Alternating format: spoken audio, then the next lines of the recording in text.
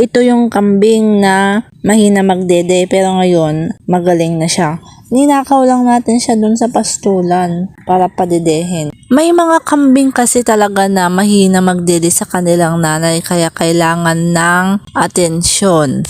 Foster milk po yung ginagamit nating gatas. Yung pangbaboy po, pwede po yun sa kambing.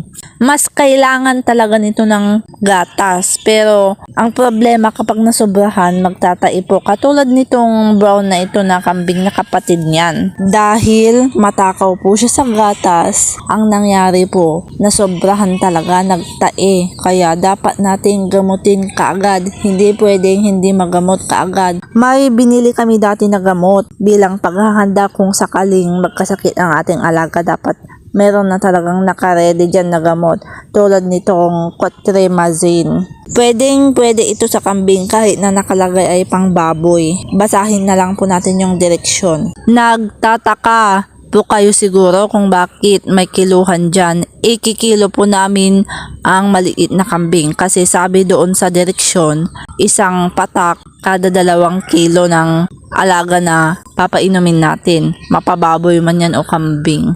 Kung napansin nyo, tumalon siya. Hindi natin ikinilo kaya gamitin natin itong dede para mag-stay siya doon sa kiluhan. 3 kilo mahigit, 'di ba? 3 kilo kalahati pala. Yan, naikilo na natin. Kaya paiinumin na natin. Ang akala niya magdedede siya pero ang totoo paiinumin natin siya ng gamot.